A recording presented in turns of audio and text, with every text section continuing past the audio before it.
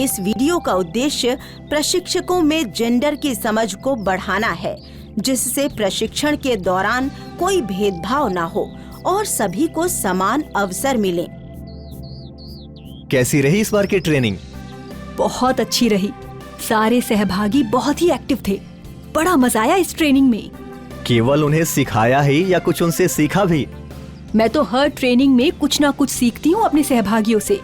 इस बार भी सीखा, लेकिन एक बात मुझे इस ट्रेनिंग में अच्छी नहीं लगी। वो क्या है?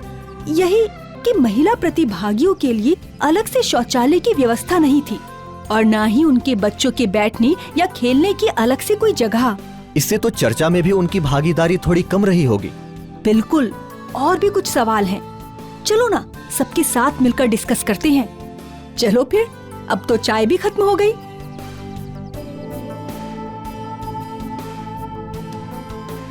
सिम्मी इस बार अपनी ट्रेनिंग से कुछ नया अनुभव और नए सवाल लेकर आई है।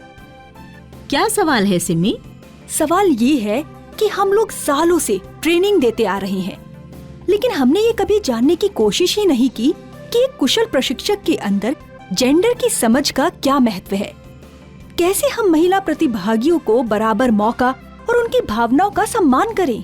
सही कह रही हो सिमी। हम अक्सर चर्चा करते हैं कि एक ट्रेनिंग में क्या क्या होना चाहिए, या फिर एक ट्रेनर की भाषा या उसका शारीरिक हाव भाव कैसा होना चाहिए, लेकिन हमने उनकी जेंडर की समझ पर कभी भी बातचीत नहीं की है। तो क्यों ना अभी हम लोग इस पर बातचीत करें, क्योंकि हम सब ट्रेनर के लिए जेंडर की बेहतर समझ का होना बहुत जरूरी है। जेंडर की अच्छी समझ हम सबकी ट्रेनिंग की क्वालिटी को और बढ़ा देगा। मेरा मानना है कि एक प्रशिक्षक की भाषा में जेंडर का भेदभाव नहीं होना चाहिए। प्रशिक्षक की शारीरिक हाव भाव ऐसे होने चाहिए जिससे किसी महिला सहभागी को परेशानी ना हो या किसी प्रकार से वो असहज महसूस ना करे। एक कुशल ट्रेनर को हमेशा अपने सहभागियों की इज्जत करनी चाहिए, क्योंकि हर सहभागी अपने साथ अपने विषय का ज्ञान और अनुभव लेकर आते हैं।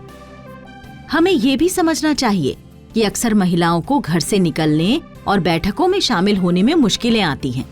इसलिए बैठकों का समय और जगह ऐसी होनी चाहिए जहां महिलाएं आसानी से आ सकें। और जो महिलाएं बच्चों के साथ आएं, उनके लिए अलग से खेलने, खाने और रहने की व्यवस्था होनी चाहिए।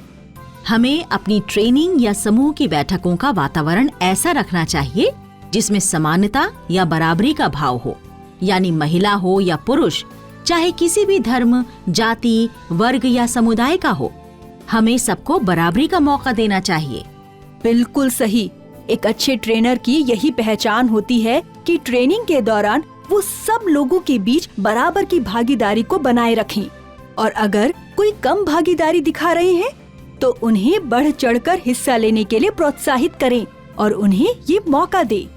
मैं तो उन सहभागियों, खासकर महिला किसानों से उनके घर परिवार, खेती बाड़ी और बाकी चीजों के बारे में भी बातचीत करती हूँ, क्योंकि मैं जानती हूँ कि ऐसा हो सकता है कि कुछ सहभागी पहली बार ही मीटिंग में आई हों, जिसकी वजह से उनमें झिझक हो।